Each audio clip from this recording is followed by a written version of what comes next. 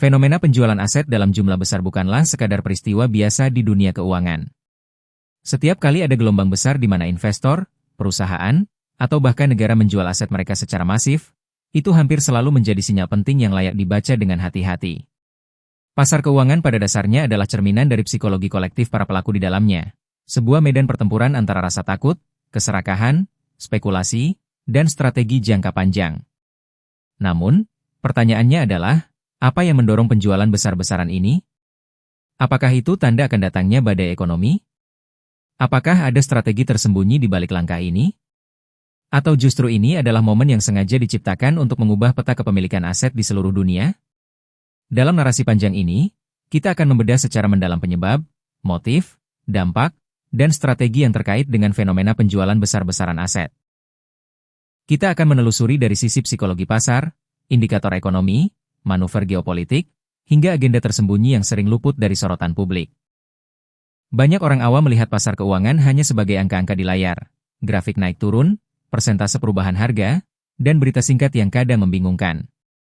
Padahal, di balik angka tersebut, ada dinamika yang kompleks, pergerakan modal antar negara, perubahan strategi investasi global, dan tarikan kepentingan politik ekonomi.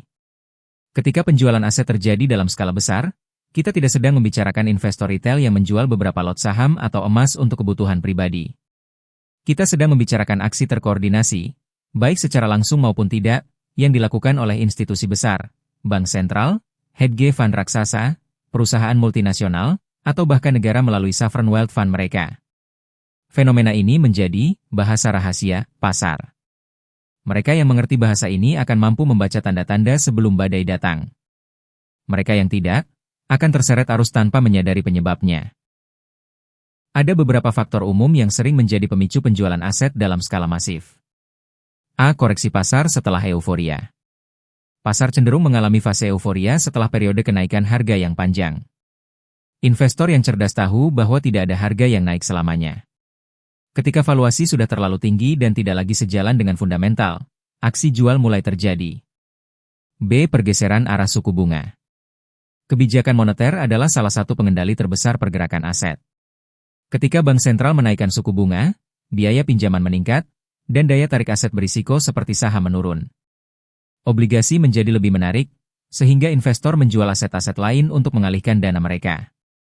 C. Ketidakpastian geopolitik. Perang, konflik regional, atau ketegangan diplomatik dapat memicu penjualan aset besar-besaran, terutama di pasar negara berkembang. Investor global akan memindahkan dana mereka ke aset safe haven, seperti dolar AS, emas, atau obligasi pemerintah negara maju. D. Krisis likuiditas. Kadang, penjualan aset bukan karena aset itu sendiri buruk, tetapi karena investor membutuhkan uang tunai. Saat krisis likuiditas melanda, semua jenis aset, termasuk yang berkualitas tinggi, dijual demi mendapatkan dana segar. Jika kita hanya berhenti pada faktor teknis, kita akan kehilangan gambaran besar.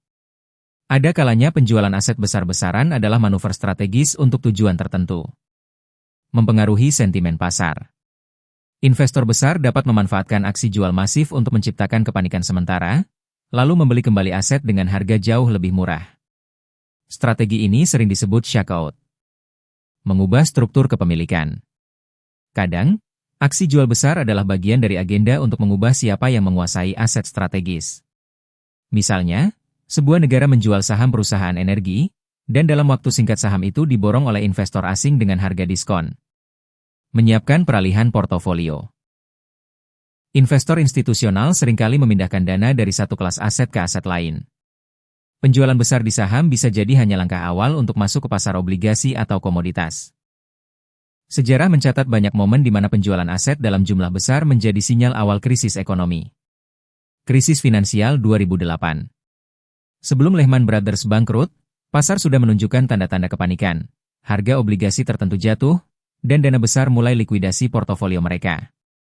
Banyak yang mengabaikan sinyal ini. Crash pasar saham Maret 2020. Saat pandemi COVID-19 mulai merebak, investor menjual hampir semua jenis aset, termasuk emas. Bukan karena emas tidak bernilai, tapi karena semua orang butuh uang tunai cepat. Gejolak pasar 2022 hingga 2023. Kenaikan suku bunga tajam oleh The Fed memicu aksi jual di pasar saham teknologi. Saham-saham yang sebelumnya disayang, investor tiba-tiba jatuh 50i70. Investor yang ingin bertahan di pasar perlu belajar membaca sinyal-sinyal ini. Volume perdagangan yang tidak wajar. Lonjakan volume secara tiba-tiba sering menjadi tanda bahwa pemain besar sedang keluar dari posisi mereka. Korelasi aset yang menguat. Ketika hampir semua aset turun bersamaan, itu sering menandakan krisis likuiditas. Lonjakan imbal hasil obligasi. Imbal hasil yang naik tajam bisa menunjukkan investor menjual obligasi untuk mencari aset lain atau memegang tunai. Aksi bank sentral. Perubahan mendadak dalam kebijakan moneter bisa menjadi pemicu aksi jual besar. Dampak jangka pendek. Volatilitas pasar meningkat tajam. Likuiditas berkurang, membuat harga bergerak liar. Investor retail panik dan ikut menjual. Dampak jangka panjang. Perubahan kepemilikan aset strategis. Pergeseran pusat kekuatan ekonomi. Terbentuknya tren baru dalam alokasi modal global. Strategi menghadapi penjualan besar-besaran. Tetap tenang dan rasional. Panik jarang menghasilkan keputusan investasi yang baik. Perhatikan nilai fundamental. Penurunan harga tidak selalu berarti nilai aset itu turun. Diversifikasi portofolio. Jangan bergantung pada satu jenis aset saja. Siapkan dana darurat. Agar tidak terpaksa menjual aset di saat harga jatuh. Penjualan aset besar-besaran adalah seperti sirine peringatan di tengah malam. Ia mungkin menandakan kebakaran di ujung jalan, atau mungkin hanya latihan rutin. Tugas kita sebagai pengamat pasar adalah membedakan keduanya. Pasar selalu bergerak dalam siklus, euforia, kejenuhan, koreksi, kepanikan, dan pemulihan. Mereka yang mampu membaca sinyal sejak awal akan selangkah lebih maju, sementara yang hanya mengikuti arus akan selalu terjebak dalam drama pasar. Dalam dunia yang semakin terhubung, penjualan besar-besaran aset tidak hanya memengaruhi investor di Wall Street atau bursa besar dunia, tapi juga berdampak pada harga pangan, nilai tukar, dan lapangan kerja di negara-negara berkembang. Oleh karena itu, memahami bahasa pasar bukan lagi pilihan, melainkan kebutuhan.